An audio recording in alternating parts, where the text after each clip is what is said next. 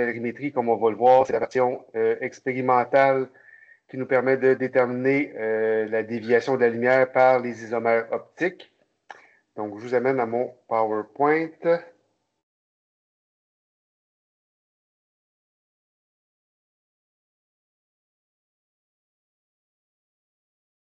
Donc, on est dans le chapitre 3 en chimie organique sur l'isomérie.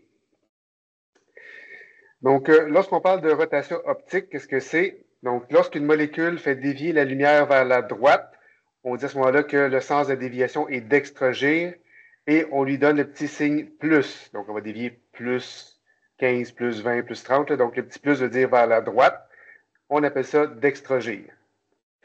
Lorsque la lumière est déviée par la molécule vers la gauche, on va appeler ça à ce moment-là l'évogir et on va lui donner le petit signe moins. Donc, moins 12 veut dire que la lumière est déviée de 12 degrés vers la gauche. Donc, d'extragir plus droite, l'évogir moins gauche. Chose importante, seuls les composés qui sont chiro vont dévier la lumière. Donc, les composés qui sont achiro ne vont pas dévier la lumière. Donc, on va avoir un angle de 0. Donc, par exemple, les composés méso, qu'on va voir tantôt, là, ne sont pas des composés chiro, donc ne feront pas dévier la lumière. Donc, ce qui va faire dévier la lumière, ce sont des énantiomères ou des diastéréoisomères. On va voir, on a vu en classe à quoi ça correspondait. On va voir des exemples dans la capsule vidéo. Donc, énantiomère, c'est quoi? Donc, c'est la relation lorsque deux énantiomères, c'est un peu bizarre, là, parce que le terme énantiomère définit une relation entre deux molécules, mais chaque molécule s'appelle aussi un énantiomère, enfin. C'est les termes qui sont employés en chimie organique. Donc, le terme énantiomère, donc la relation d'énantiomérie, c'est lorsque deux énantiomères dévient la lumière avec le même angle, mais dans des sens opposés. Donc, s'il y en a une qui est R, va dévier dans un sens. Si l'autre est S, va dévier dans l'autre sens. Donc, les deux énantiomères vont dévier la lumière avec le même angle, mais dans des sens opposés. Donc, par exemple, la sérine S dévie la lumière vers la droite avec un angle de 14,6 degrés Celsius. Et son énantiomère, la sérine R, dévie la lumière vers la gauche, dans ce cas-ci, avec un angle de 14,6. Encore une fois, on l'a vu en classe, il n'y a aucun lien entre la configuration SR et le signe plus-moins. Donc, ça peut être S+, ça peut être S-, ça peut être R+, ça peut être R-. Là. Donc, il n'y a pas de lien direct.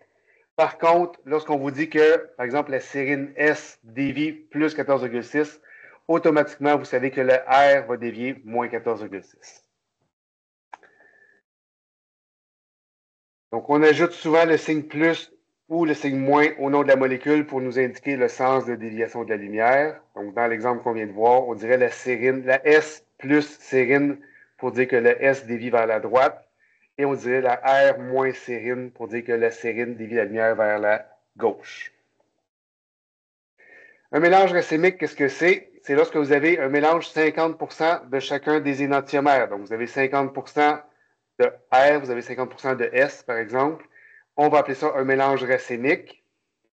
Donc, dans ce cas-ci, on aurait 50% de S plus sérine et 50% de R moins sérine. Donc, comme on en a autant de un que de l'autre, on appelle ça un mélange racémique. Et à ce moment-là, la déviation de la lumière va être nulle. C'est ce que j'indique ici. Donc, lorsqu'on a un mélange 50-50, on appelle ça racémique et la déviation est à ce moment-là nulle. Évidemment, il peut y avoir des pourcentages différents. Ça peut être 60-40, 70-30, etc. On va voir qu'est-ce qu'on fait à ce moment-là. Là. Mais pour l'instant, juste retenir que lorsque le mélange est 50 de un, 50 de l'autre, la déviation de la lumière à ce moment-là est nulle et on appelle ça mélange racémique. Il y a une nomenclature qu'on va utiliser dans l'expérience qu'on va faire sur la polarimétrie, qui est une vieille nomenclature qu'on ne verra pas en classe. Et comme on l'utilise dans l'expérience, je vous explique un peu d'où ça vient. C'est la désignation D et L pour les isomères. Ce qui est mélangeant, c'est que le D et le L n'ont aucun rapport avec dextragir et l'évogir. Il aurait pu choisir d'autres lettres. Enfin, donc le D et le L n'ont aucun lien avec R, avec S, avec dextragir, avec l'évogir. Donc, je vous explique un peu d'où ça vient le D et le L. Donc, c'est une nomenclature qu'on utilise surtout pour les glucides, donc les sucres. Et ça indique la configuration d'un atome de carbone en particulier qui est asymétrique. On va voir que c'est le dernier atome qui donne les configurations D ou L, indépendamment des autres atomes asymétriques. Donc, en général, c'est pour les glucides. Dans l'expérience, on va le faire sur un autre composé, là. Et habituellement, c'est pour les glucides. Donc, encore une fois, il n'y a aucun lien avec dextrogir et lévogir, même si c'est D et L, là, ça peut être confondant. Donc, cette nomenclature-là est basée sur la position du dernier groupe OH, sur le dernier carbone asymétrique. Donc, pour avoir D et L, ça prend un OH sur un des carbones asymétriques. Et dépendamment de où est-ce qu'il est placé ce OH-là, sur ce dernier carbone-là, on va soit assigner une nomenclature D ou une nomenclature L. Donc, si le OH est situé à droite dans la projection de Fischer, on va dire que c'est l'énantiomère D, indépendamment des autres carbones asymétriques. On se concentre vraiment juste sur le dernier carbone. Donc, si c'est OH dans la projection de Fischer est à droite, on va dire que c'est D. Donc, par exemple, vous avez une molécule qui est ici.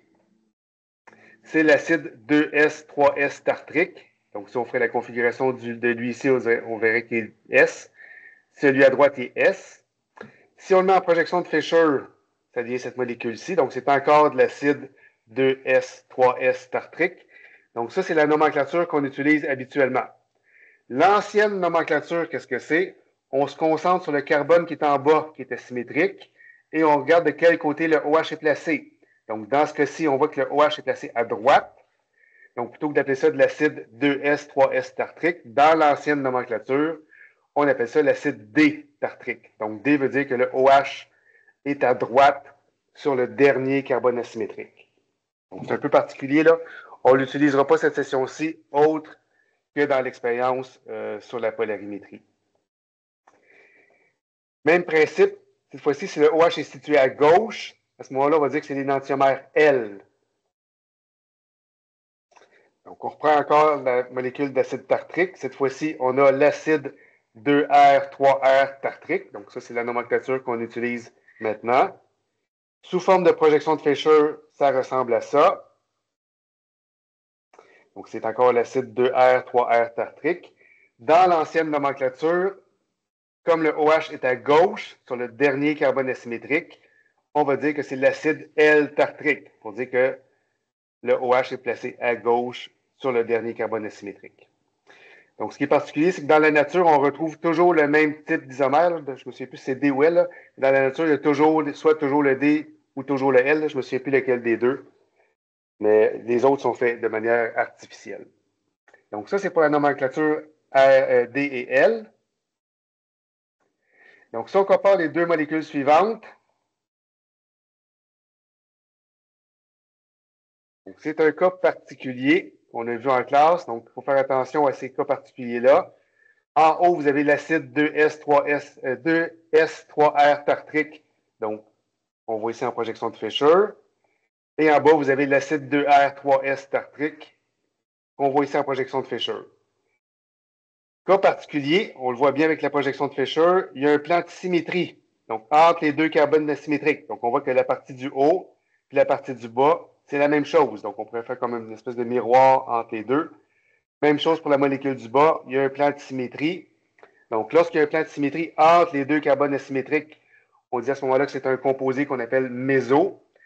Donc, ça veut dire que ces deux molécules-là sont achirales et ces deux molécules-là, dans les faits, c'est exactement la même molécule. Donc, c'est ce que j'indique ici. Donc, l'acide 2S3R et l'acide 2R3S, c'est exactement la même. Pour la nommer, on va utiliser celle du bas, étant donné que R vient avant S. Donc, on appelle ça un composé méso. Et comme le composé méso est achiral, la déviation de la lumière, dans ce cas-ci, va être nulle, un peu dans le même principe qu'un mélange racémique. Donc, une seule molécule dans ce cas-ci qui correspond aux deux qu'on a vus tantôt. Donc, dans la nomenclature, dans ce cas-ci, on appellerait ça l'acide mésotartrique. Là, méso voulant dire que vous avez un plan de symétrie entre les deux carbones asymétriques. Polarimétrie, maintenant, qu'est-ce que c'est? C'est la méthode expérimentale qui va nous permettre d'observer la déviation de la lumière par les molécules. Donc, vous allez avoir un tube à échantillon que vous allez avoir au laboratoire dans lequel on va mettre soit une substance pure, soit un mélange de différents énantiomères. Ce tube-là a une certaine longueur et la solution à l'intérieur du tube a une certaine concentration. Il va falloir en tenir compte dans nos calculs, c'est ce qu'on va voir tantôt. Donc, il va y avoir une lumière au bout et vous allez observer ce qui se passe dans le tube. Et il y a une lumière ici qui est polarisée qu'on va faire tourner pour essayer de mesurer l'angle dans lequel la lumière est déviée par la solution à l'intérieur du tube. Donc, dans votre manuel, là, vous avez des explications par rapport à la polarimétrie. C'est une image qui est tirée de votre manuel. Donc, pour comparer l'activité optique des différentes molécules chirales, on va standardiser les paramètres de l'expérience. Donc, on va tenir compte de la concentration de la solution. On va tenir compte du chemin, donc dans le fond du tube dans lequel votre solution est placée, pour obtenir, au bout du compte, une valeur qui va être standardisée.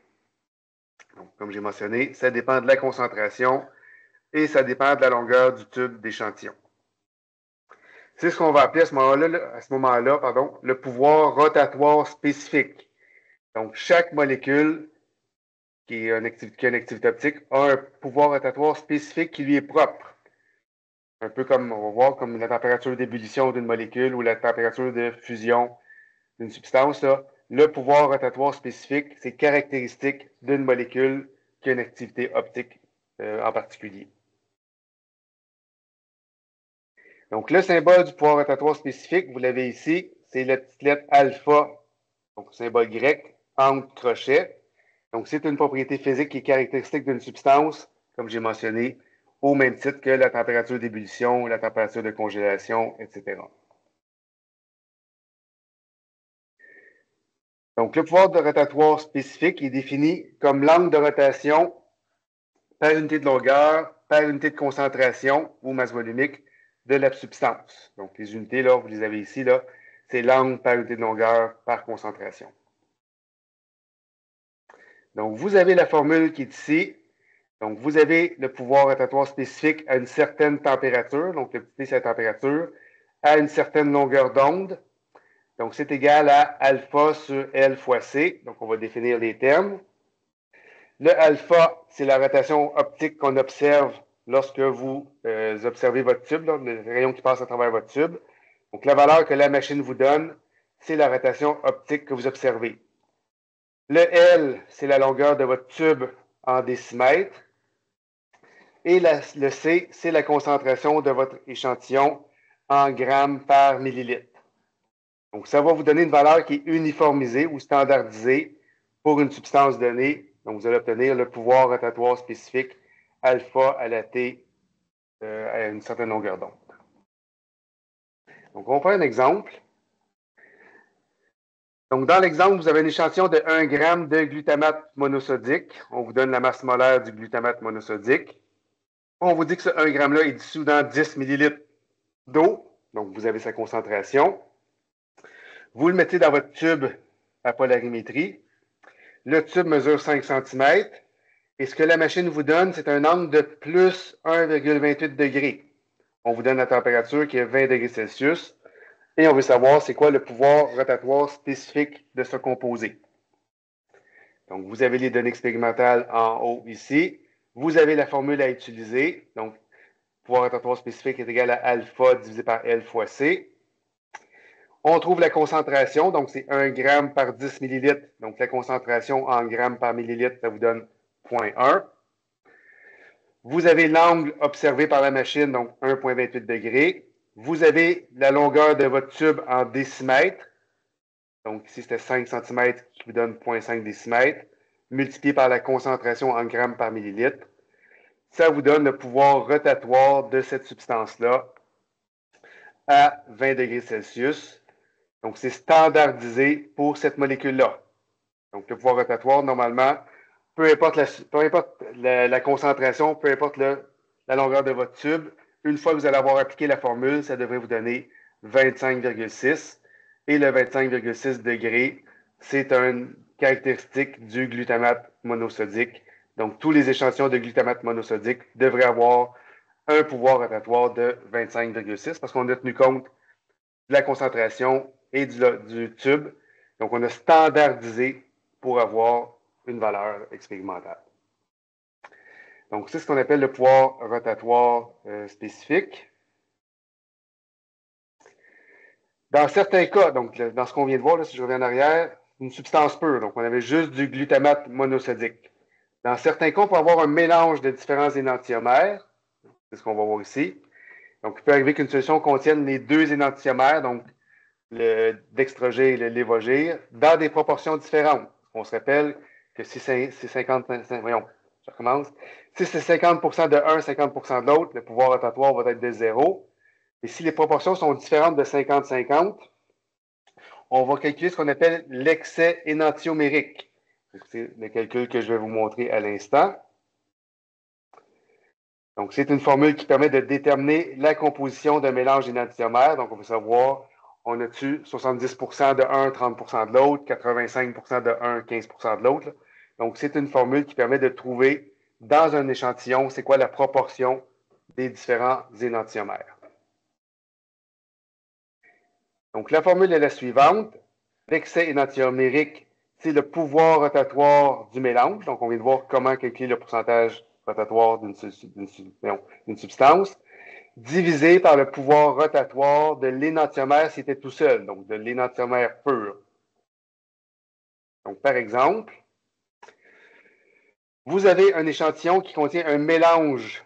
Donc, ça veut dire qu'il contient les deux énantiomères du 2-bromobutane, donc contient un certain pourcentage de R, par exemple, et un certain pourcentage de S.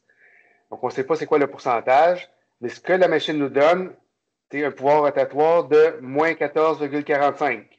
Donc, le moins 14,45 qui provient du calcul du pouvoir rotatoire avec la formule qu'on a vue tantôt. On vous dit que si on avait mis l'échantillon pur pour le 2-bromobutane, on aurait observé un pouvoir rotatoire de moins 23,1 degrés. Donc, comme c'est moins, ça veut dire qu'il y a majoritairement du composé lévogir. Donc, ça nous dit que majoritairement, ça dévie vers la gauche. On veut savoir c'est quoi la proportion des deux substances. Donc, il y a combien de dextrogir, il y a combien de lévogir dans mon échantillon.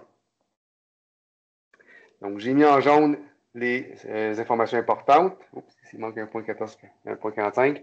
Donc, le mélange sur pouvoir rotatoire, c'est moins 14,45. L'échantillon pur aurait dû être à moins 23,1 pour le lévogir. Le dextrogir aurait été à plus 23,1. Donc, on applique la formule ici. Donc, le pouvoir rotatoire du mélange divisé par le pourcentage de l'énantiomère pur vous donne l'excès énantiomérique.